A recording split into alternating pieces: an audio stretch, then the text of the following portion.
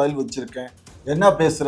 கல்வி கடன் தான் நாங்க 2,000 இருமா, உனக்கு 1000 ரூபா, உன் அண்ணனுக்கு 1000 ரூபா, இருமா உனக்கு 1000 ரூபா. இப்ப நீ ஒரு கேள்வி கேட்டீங்கல்ல, உங்க அம்மா யாரு கொடுத்தா? நாம ஒரு கேள்வி கேட்டா நம்ம அசரகரம் பதில் சொல்லுவார். சொல்லுங்க இப்ப சொல்லுங்க. சொல்லுங்க. அதான் நானும் சொல்றேனே. அதுக்கு காலம் கொடுங்க, காலம் கொடுங்க. இருங்க மேடம், வேற சொல்லிட்டேன். சொல்லுங்க சார். உனக்கு 1000, உங்க அண்ணனுக்கு 1000, 2000, உங்க அம்மாவுக்கு 1000, 3000 கொடுத்தமா? தமிழ்நாட்டை 5 ஆண்டு காலமா உட்கார்ந்து குட்டிச்சோறு பண்ணிட்டு 15 நாள்ல அது நடக்கல, இது நடக்கல, அந்த காசு இந்த காசு அழுதா? அது தவறான விஷயம். இந்த நீலி கண்ணீர், இந்த முதல கண்ணீருக்குலாம் நாங்க ஆளாகிறதுனால இல்ல. வருகிற சட்டமன்ற அடுத்த தேர்தலுக்குள் கரை ஒதுங்கி போவார்கள், கட்சி காணாமல் போகும் அப்படின்றதுதான் தமிழ்நாடு மக்களுடைய மனசுல இருக்கக்கூடிய பிரேயர். டியூட்டி போடுவானுங்கன்னு யாரு கனவா காண முடியும்? அந்த காவலர்களே வந்து கம்ப்ளைன்ட் குடுக்குறாங்க. எங்களுக்கு இந்த கேள்வி கேட்காதீங்க. ரத்தம் கொதிக்குது எனக்கு. பிபி மாத்திரை தான் போடணும் பார்க்க வந்தா.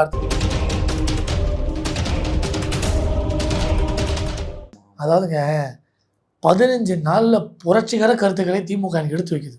அம்மா உனக்கு ஏன் வரல, அங்க ஏன் சரியா இல்லை, அது ஏன் 5 வருஷத்தை நம்ம கேள்வி கேட்டதுக்கு பதில் இல்ல. வெறும் 15 நாள் விஷயத்துக்கு இவ்வளவு பேச்சு பேசுறாங்க. 5 வருஷத்துல என்ன கேள்வியா? நீட்டை தவிர மத்தது கேள்வியா? நான் எல்லாத்துக்கும் பதில் வச்சிருக்கேன். என்ன பேசுற? கல்வி கடன் தான் நாங்க 2,000 இருமா, உனக்கு 1000 ரூபா, உன் அண்ணனுக்கு 1000 ரூபா, இருமா உனக்கு 1000 ரூபா. இப்ப நீ ஒரு கேள்வி கேட்டீங்கல்ல, உங்க அம்மா யாரு கொடுத்தா? நாம ஒரு கேள்வி கேட்டா நம்ம அசரகரம் பதில் சொல்லுவார். சொல்லுங்க இப்ப சொல்லுங்க. சொல்லுங்க. அதான் நானும் சொல்றேனே. அதுக்கு காலம் கொடுங்க, காலம் கொடுங்க. இருங்க மேடம், வேற சொல்லிட்டேன். சொல்லுங்க சார். உனக்கு 1000, உங்க அண்ணனுக்கு 1000, 2000, உங்க அம்மாவுக்கு 1000, 3000 கொடுத்தமா? அவ்வளவுதான். கடைசியில 5000 கொடுத்தமா? இருமா, தேர்தலுக்கு முன்னாடி என்ன பண்ணோம்? 5000 கொடுத்தோம். எல்லா அக்கௌண்ட்லயும் உன் அக்கௌண்ட் கிரெடிட் ஆச்சா? இந்த வெயில் காலத்துல நீ வேலைக்கு போக முடியாது, கஷ்டப்படுவ அப்படிங்கிறதுக்காக தான் அடிஷனலா உனக்கு 3000 ரூபா போட்டு 2 + 3 5000 கொடுத்தோம். புரிஞ்சுக்கோ. இந்த நன்றி கட்ட நாய்கள் இன்னைக்கு எங்களுக்கு மாற்றி ஓட்ட போட்டு எங்களை நடுத்தருல நிக்க வச்சு. விஜய் அவர்களும் கொடுத்துட்டு தானே இருக்காரு. ஆமா, எதை விஜய் கொடுக்குறாரா? அதே 1000 ரூபாய் தொடர்றாரு இல்லையா? 1000 ரூபாய் தானே கொடுத்தாரு. 2500 கொடுப்பாங்க சார். 1000 ரூபாய் எப்போ நம்பினீங்க வந்தீங்க? இந்த 4000 ஆட்சி ஆரம்பிச்சு 3 வருஷம் கழிச்சு கொடுத்த ஒரு கூட்டம் பணிகளும் நடந்து. உங்க பாருங்க, பேச விடாதீங்க. உனக்கு நிறைய வருது. உனக்கு மகளிருக்கு தொகை வருது, 1000 வருது. இப்ப 4000 வரப்போகுது. நேத்துக்கு அந்த அம்மா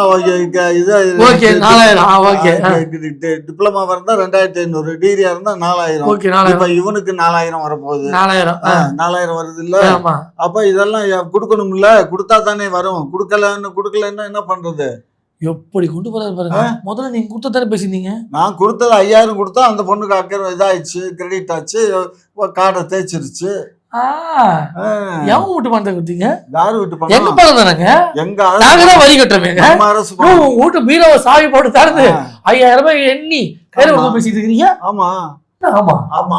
என்னைக்காக கொடுத்தீங்க? கடனை வாங்கி கொடுத்தோமோ, கத்திரிக்காய் வாங்கி கொடுத்தோங்கிறது எல்லாம் பொறுப்பு. பணம் வந்துச்சு. இங்க பாருமா, குருடனுக்கு தேவை கண்ணு, செவடனுக்கு தேவை மிஷின். இதெல்லாம் ஏங்க ஒரு பேச விடாதீங்கம்மா நீங்க. ஆமா, கடன் வாங்கிய ஒரு அரசு, கடங்கார அரசு. சரியா? இதுல மாற்றம் யார் சொன்னாங்க? ஷேக்ஸ்பியர் சொன்னாரு. சொல்லிருப்பார். ஆச்சா, இவங்க ஆட்சியில எந்த விதமான வேலைகள் நடக்கலைங்க. விட்டுருங்க, அதனுடைய வெளிப்பாடு தான் ரிசல்ட் வந்துச்சு. வீட்டில் உட்கார வச்சாச்சு, விடுங்க. அதை பற்றி பேசி வேஸ்ட். 5000 கொடுத்தேன், 3000 கொடுத்தேன், பொங்கலுக்கு கொடுத்தேன், தீபாவளி கொடுத்தேன், உனக்கு 1000 கொடுத்தேன், உங்க அம்மாவுக்கு 1000 கொடுத்தேன், உங்க அண்ணனுக்கு 1000 கொடுத்தேன்றீங்க. கெடுத்ததை பற்றி பேச மாட்டேறீங்களே, வாங்கி திறக்க மாட்டேறீங்களே. புது ஆட்சி வந்துருக்குது, 15 நாள் தான் ஆகுது. அவங்க 2500 சொன்னாங்க, 4000 சொன்னாங்க. தருவாங்க, இருங்க. நிதி நிலைமை எந்த கேவலமாக வச்சுட்டு போயிருக்கீங்க. நான் வெளியே வந்து வீடு பார்க்கும்போது நல்லா இருக்குங்க, வீடு கொஞ்சம் சரி, கொஞ்சம் பழுது பார்க்கணும் போல, ஒற்றை கட்டை அடிக்கணும் போல, பெயிண்ட் போட்டு அடிக்கணும் போல. உள்ளே வந்து பார்த்தா கம்பியாக தொங்குது. உள்ள வந்து பார்த்தா ஃபேன் தலையில விடுற மாதிரி இருக்கு. ராஜினாமா பண்ணிட்டு போக வேண்டியது தானே. ஏன்னா மஸ்துக்கு நீ பண்ற. அதுதான் விஷயம். அந்த கம்பி தொங்க விடுறது யாரு? இந்த கம்பி கட்டுற கூட்டம். ஆமா. அந்த ஃபேன் தள்ள விட வைக்கிறது யாரு? இந்த கம்பி கட்டுற கூட்டம், இந்த தமிழ்நாட்டு கூட்டம். அதை சரி பண்ற வேலை யாருக்கு இருக்கு? கருத்தை எடுத்து கொடுக்க முடியுமா?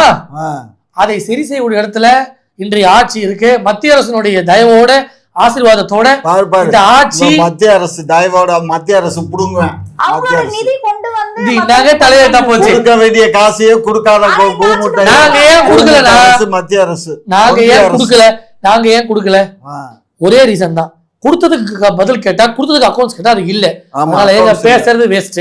ஏமா இவங்க கூட்டத்தை பொய்யுமா கொடுக்கறது வந்து எங்கள்ட்ட ரொக்கமா கொடுத்தாலா இல்ல செக்க எங்க எதுக்கு கொடுங்க? உங்ககிட்ட செக்கா கவர்மெண்ட் தான் போட முடியும்.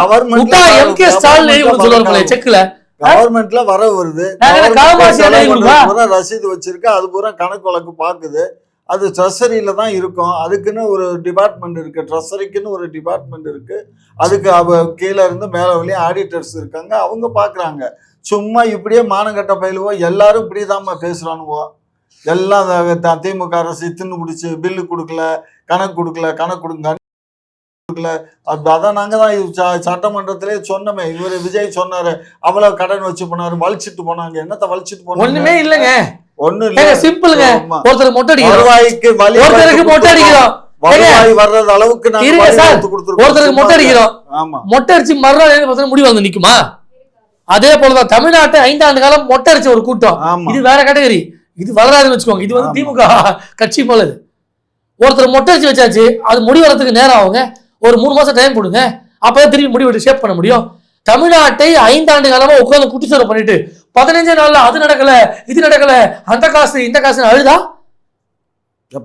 அது தவறான விஷயம். இந்த நீலி கண்ணீர், இந்த முதல கண்ணீருக்குலாம் நாங்க ஆளாகிறதுனால இல்ல. இப்ப பேசுறாங்க, ஏங்க ஓப்பனா பேசுவோமா? இப்ப ஏன் இவ்வளவு பேசுறாங்க நினைக்கிறீங்க? செம்ம காண்டில் இருக்காங்க மக்கள் மேல. காசை இறையாரன்னு இறைச்சுமே நம்மளதான் அப்படி பண்ணிட்டாங்க. எவ்வளவு வெளியில இருக்காங்க இவங்க. அதாவது 60 ஆண்டா மக்களை ஏமாத்திருந்தாங்க, இந்த முறை மக்கள் இவங்களை ஏமாத்திட்டாங்க. அந்த வைத்தறிச்சல் தாங்க முடியாம ஒரு முறை மக்கள் உங்களை காசு வாங்கி ஏமாத்தத்தை உங்களால ஏத்துக்க முடியலையே. 50 ஆண்டு காலமா அந்த மக்களை நீங்க ஏமாத்துறீங்களே, பொறுத்துத்தானே இருந்தாங்க. லாஸ்ட் கமெண்ட்டுங்க, மக்கள் இவர்களை ஏமாற்றுவதற்கான வேலைகளை செய்ய தொடங்கிட்டாங்க, ஏமாற்றவும் செஞ்சுட்டாங்க. இன்னைக்கு இவங்க இவ்வளோ தூரம் கத்துறதுக்கு ஒரே ஒரு காரணம், இப்போ இந்த பை எலெக்ஷன் வருது பாருங்க, 5 தொகுதிக்கு. அதுலேயும் ஏதாவது ஒரு புரட்சி பண்ண முடியுமா, எதையாவது ஒரு குட்டையில் மீன் பிடிக்க முடியுமான்னு பார்க்குறாங்க. ஒன்றுமே பண்ண முடியாது. தமிழ்நாடு மக்கள் நல்வழிக்கு போகிறாங்க, புதிய பாதையை நோக்கி போகிறாங்க.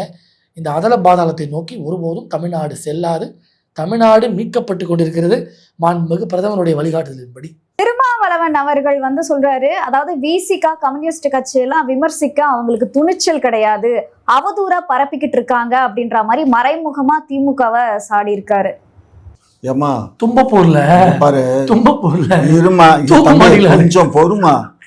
இதே சீமான விடுதலை சிறுத்தைகள் திருமாவளவன் என்ன சொன்னாரு நேத்து, நம்ம வந்து அவங்க மக்கள் வந்து நமக்காக கஷ்டப்பட்டு உழைச்சி நம்மளை வந்து ஜெயிக்க வச்சிருக்காங்க. அப்படி ஜெயிக்க வச்சவங்க நம்ம திடீர்னு வந்து அந்த கட்சியில் போய் சேர்ந்து நம்ம அமைச்சர் பொறுப்புக்கு வந்துட்டோம். அப்போ அவங்களுக்கு அந்த ஒரு கஷ்டம், ஒரு எண்ணம் இருக்கும், கோபம் இருக்கத்தான் செய்யும். அது நியாயமான கோபம். அப்படி அவங்க கோவப்பட்டா நீங்க தாங்கிக்கிட்டு தான் ஆகணுமே தவிர, ஆனா அவதூறு பரப்பும் பொழுது நம்ம சும்மா இருக்க கூடாதுன்றது அது முதல் தாங்கிக்குங்க. அடுத்து வந்து அது ஏதாவது அவதூறுகள் வரும்போது அதுக்கு பதில் சொல்லலாமே தவிர, அதுக்காக இந்த மாதிரி கைகலப்பு அதெல்லாம் பண்ணக்கூடாது, இது தவறு அப்படின்னு சுட்டி காட்டியிருக்காரு. சும்மா அதாவது நீங்க எதையாவது ஒண்ணு வச்சுக்கிட்டு பேசாதீங்க. அவர் கிளியரா சொல்லிட்டாரு. பாத்தீங்கன்னா பறந்து பறந்து திமுகவும் விசிகாவும் சண்டைலாம் போட்டுக்கிட்டாங்க. அதுக்கு தானே அவர் சொல்றாரு, சண்டை போட்டதுக்கு தான் சொல்றாரு. என்ன சொல்றாரு, நீங்க வந்து அவங்க தான் நம்மளை வந்து ஜெயிக்க வச்சாங்க, நீங்க வேலை பார்த்த காட்டில் அவங்க தான் இரவு பகல் பாராது வேலை பார்த்து நம்மளை வெற்றி பெற வச்சிருக்காங்க. அப்படி வெற்றி பெற்ற நம்ம வந்து அந்த கூட்டணிக்கு ஆதரவு கொடுக்க சொல்லி நம்மளுடைய முன்னாள் முதலமைச்சர் சொன்னாரு, நம்ம ஆதரவு கொடுத்தோம்.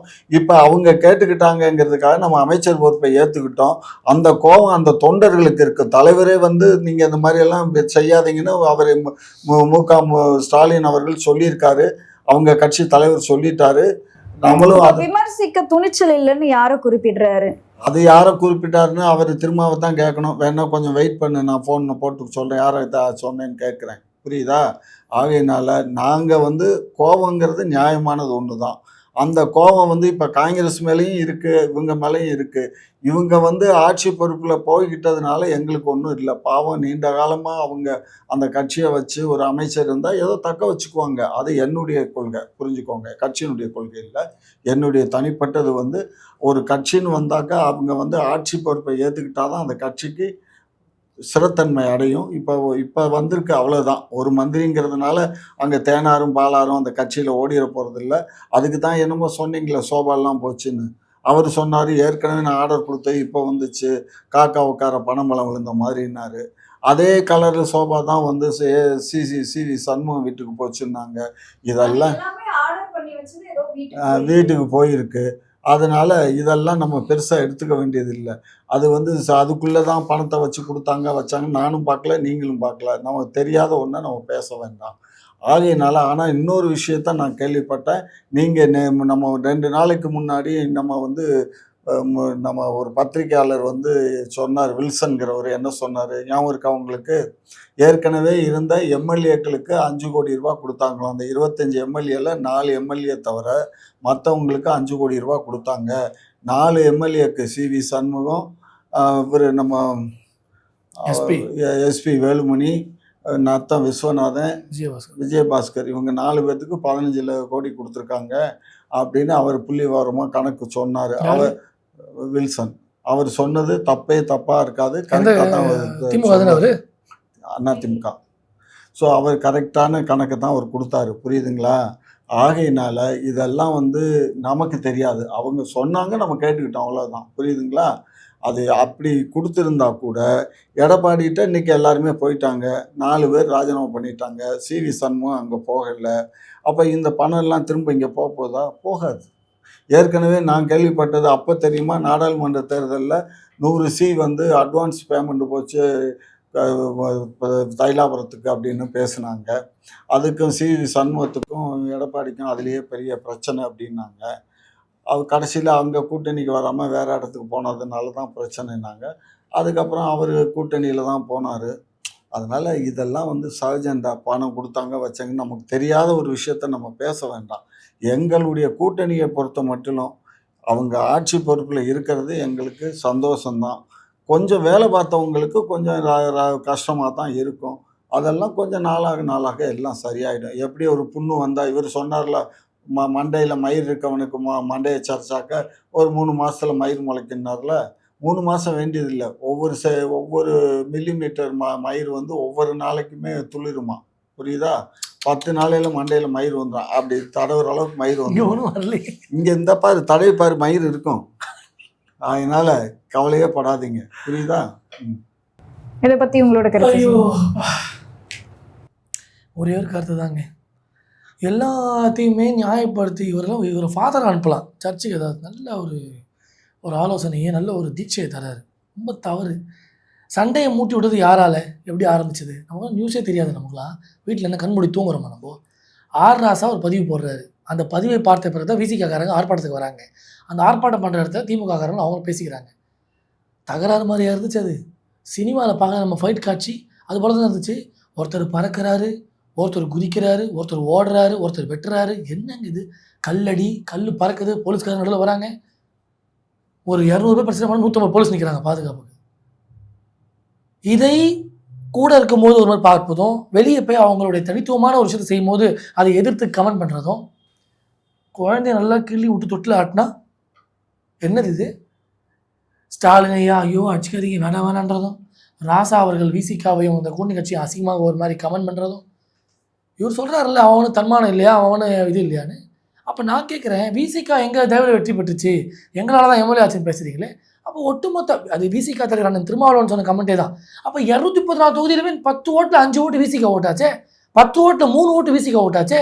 அப்போ எல்லா தொகுதியிலும் உங்கள் வெற்றியிலும் விசிகாவோட பங்கு இருக்கா இல்லையா? அப்போ +2 முடிச்சு போச்சு காம்பினேஷன். இது என்ன ஒரு நெரேட்டிவ்? இது சின்ன கட்சி வந்து ஒரு இடத்துல ஜெயிச்சுட்டா அது உங்களால் தான்ன்ற மாதிரியும், நீங்கள் ஜெயிக்கிற இடத்துலலாம் அவங்களோட தயவு இல்லாதது சொல்கிற போலையும்.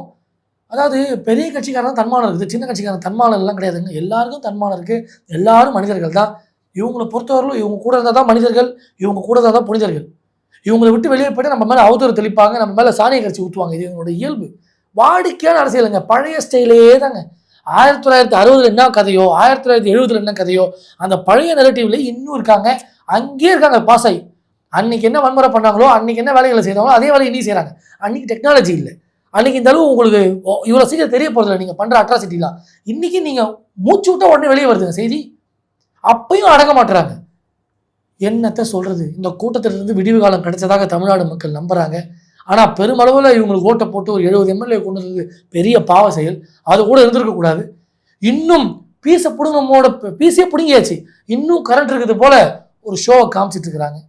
இதோட திமுகவுடைய வேலை வருகிற சட்டமன்ற அடுத்த தேர்தலுக்குள் கரை ஒதுங்கி போவார்கள், கட்சி காணாமல் போகும் அப்படின்றது தான் தமிழ்நாடு மக்களுடைய மனசுல இருக்கக்கூடிய பிரேயர், என்னை போன்ற இளைஞர்கள் இருக்கக்கூடிய பிரேயர். இப்போ நான் ஜிஹெச்டி ரோட்டில் வந்துட்டு இருந்தேன். எத்தனை மணிக்கு? 12:30 மணி 1 மணி கடுமையான வெயில் நேரத்தில் வந்துட்டு இருக்கேன். அந்த இடத்துல இன்னைக்கு 108 டிகிரி வெயில் அடிச்சிட்டு இருக்கு நுங்கம்பாக்கம் ஏர்போர்ட்டில். அந்த மீனம்பாக்கம் ஏர்போர்ட்டில் அந்த இடத்துல வரிசையாக ஜீப்பு காரு எல்லாம் நிற்கிது. அவன் காரை நிப்பாட்டிட்டு கர்ச்சிப்பை வச்சு துண்டை வச்சு தொடச்சிக்கிட்டு தண்ணியை குடிச்சிக்கிட்டு எல்லா காவலரும் வரிசையாக அங்கே நிற்கிறாங்க. பார்த்தா வயிற்றுச்சலாக இருக்குது. அந்த ஸ்பெஷல் கேட்டு ஒன்று இருக்குது, விஐபி கேட்டு. அந்த இடத்துல என்னடா அப்படின்னு விசாரிச்சாக்க வர்றாராம், அமைச்சர் வர்றாராம். ஸோ அதுக்காக முன்னாள் பாதுகாப்புக்காக அங்கே போய் இருக்காங்களாம். இந்த வெயில், வேகாத வெயிலில் பாருங்க. அது ஒரு 10 நிமிஷத்துக்கு முன்னாடி நான் அதை முடிக்கணும்னு பாக்குறேன். இவரு திருப்பி வாய கலர்றாரு. இவங்க ஆட்சியில இவங்க குடும்பத்துக்கு எல்லாம் பாதுகாப்பு கொடுத்துருக்காங்க. பாவங்க எவ்வளவுதான் ஃபீல் பண்ணிருக்காங்க தெரியுமா? அரசாங்க பதவியில மக்களால் தேர்ந்தெடுக்கப்பட்ட ஒருத்தருக்கு பாதுகாப்பு கொடுப்பதை பார்த்து இவ்வளவு கண்ணீர் வடைச்சு இவ்வளவு ஃபீல் பண்ணக்கூடிய நாயுடு மொட்டை வெயில, அந்த வெயில்ல பாவம் அவங்க எனக்கு கடைசியில பெண் காவலர்களை வெளியே நிக்க வச்சு வெயில நிக்க வச்சு எவ்வளவுலாம் பிரச்சனைக்கு உள்ளாக்கி ஒரு சிறுநீர் கடி கூட வசதி இல்லாம அந்த பெண்கள் எல்லாம் குற்றச்சாட்டு சொல்லி அதுக்கப்புறம் தான் ஆர்டர் போடப்பட்டது. மத்திய அரசோட வழிகாட்டுதல் படி மத்திய அரசோட வழிகாட்டுதல் என்னன்னா பெண் பாதுகாப்பு கொடுக்கக்கூடியவர்கள் மத்தியான நேரத்துல ஈவினிங் டைம்ல வெளியில அவங்களை நிக்க வைக்க வேண்டிய இல்ல, ரோந்துக்கு நிக்க வைக்காதீங்கன்னு சொல்லி ஒரு ஆர்டரை மத்திய அரசு கொடுத்துச்சு. எல்லாம் தெரியல, மத்திய அரசு அறியாமை, இந்தியா முழுமைக்கும் போட்டுச்சு. தமிழ்நாட்டில் ஒரு சினிமா எடுத்தானுங்க. ஒரு போலீஸ் பொண்ணு ஒரு பாலத்தில் ஒரு யூரினல் போகிறது கூட ஒதுங்க முடியாமல் படு கஷ்டப்படும் அந்த பொண்ணு. அதை ஒரு திரைப்படமாக எடுத்து போட்டானுங்க. அந்த படத்தை பார்த்த உடனே நம்ம அமைச்சர் முதலமைச்சர் ஒரு சட்டத்தை ஏற்றுட்டார். பெண்களை இனிமேல் பாதுகாப்புக்கு நிப்பாட்டாதீங்கன்னு அவர் போட்டார். படம் பார்த்து தான் போடுவீங்க, மக்களோட அது தெரியணும்ல நமக்கு. இந்த மாதிரி எல்லாம் யாரெல்லாம் கொண்டு இந்த மாதிரி பாலத்துல டியூட்டி போடுவானுங்கன்னு யாரு கனவா காண முடியும்? காவலர்களே கம்ப்ளைண்ட் கொடுக்குறாங்க. கேள்வி கேட்காதீங்க, ரத்தம் கொதிக்குது எனக்கு. பிபி மாத்திரை தான் போடணும் பார்க்க வந்தா அடுத்து. அதாவது ரோந்து பணியில அவங்க குடும்ப ஆட்கள் கோயிலுக்கு போகும்பொழுது, அவருடைய பேரமார்கள் எல்லாம் கோயிலுக்கு போகும்போது காவல்துறை எந்த லட்சணத்துல இவங்க ஹேண்டில் பண்ணாங்கன்றது ஊர தெரிஞ்ச விஷயங்க. முடிங்க. அதனால இன்னைக்கு காவல்துறை மேல கனிவு, ரத்தம் சிந்தின மாதிரி ரத்தம் வேர்வையா கொட்டிட்டு இருக்கு இல்லங்க அப்படின்னு சொன்னா இவர் எதை பேசுறாரு பாருங்க. இரவு நேரத்துல, மாலை நேரத்துல, குளிர்ந்த நேரத்துல கோயிலுக்கு போறதுக்கு ஒரு முதலமைச்சருடைய துணைவியாருக்கு அவர்களுக்கு பாதுகாப்புக்கு ஒரு முதலமைச்சர் அவருக்குன்னு ஒரு வழி உருவாக்கி மக்களுக்கு இடையூறு இல்லாம போறாரு. வழி உருவாக்கி இருக்காரு பாருங்க. ஏன்னா அவங்க அப்பா வீட்டு ரோடு போட்டாரு, அதனால அவர் மட்டும்தான் அந்த ரோட்ல போகணுங்கிறதுக்காக மக்கள் இப்ப மக்கள் ஒட்டினாங்க. சும்மா அந்த வேலையெல்லாம் பேசாதம்மா. மக்களுக்கு தனியா பிரிச்சதே தப்பு. இவங்க ஆட்சி இருந்து இவங்க குடும்பத்துக்கு பாதுகாப்பு கொடுத்து இவங்க ஆட்சியில வெட்டவே இல்லை நின்னா செய்யணும், சம்பளம் தானே போடுறோம் அப்படின்னு பேசியிருப்பாங்க. இன்று எதிர்கட்சி ஆயிட்டாங்கல்ல, இப்ப எல்லாருமே லவ் தான். காவல்துறையா லவ், தூய பணியாளர்களா லவ், செவிலியர்களா லவ், டீச்சர்ஸா லவ், ஸ்டூடெண்ட்ஸா லவ், எல்லாருமே லவ் காட்டுவாங்க. இப்ப நாங்க தான் பிரேக்கப் பண்ணிட்டோமேங்க. நாங்க பிரேக்கப் பண்ண பிறகு நீங்க லவ் பண்ணா என்ன, எங்க மேல நீங்க ஆசை வச்சா என்ன, பாசம் வச்சா என்ன, இதெல்லாம் ஆட்சியில் இருக்கும் பொழுது, முதலமைச்சரா இருக்கும் பொழுது இந்த வாயெல்லாம் பேசியிருக்கணும். அப்ப பேச துணிவு இல்லாதவர்கள் இன்று எதிர்கட்சியானவனே அவதூறை தெளிக்கணும். ஏதாவது கம்ப்ளைண்ட் பண்ணணும்ல, டெய்லி ஒரு கம்ப்ளைண்ட் எழுதணுங்க. அந்த கம்ப்ளைண்டை கவிதை போல திமுக காரங்க எழுத முயற்சிக்கிறாங்க. செல்லாது முடிங்க. இவங்க கதையை முடிச்சாச்சு. நல்ல ஆட்சி விடியக்கூடிய காலங்கள் வந்துட்டு இருக்கு. உங்களோட நேரத்தை ஒதுக்கி பல்வேறு கேள்விக்கு விளக்கம் அளிச்சிருக்கீங்க, அதற்கு நன்றி. குக்கு செய்தி நேயர்களுக்கு மிக்க நன்றி. 73,000 சப்ஸ்கிரைபர் தாண்டி போயிட்டு இருக்கோம். இதே போல தொடர்ந்து உங்களுடைய ஆதரவை அளிக்கவும். அது மட்டும் இல்லாம லைக் பண்ணுங்க, ஷேர் பண்ணுங்க, சப்ஸ்கிரைப் பண்ணுங்க, மறக்காம பெல் ஐக்கானையும் கிளிக் பண்ணிருங்க.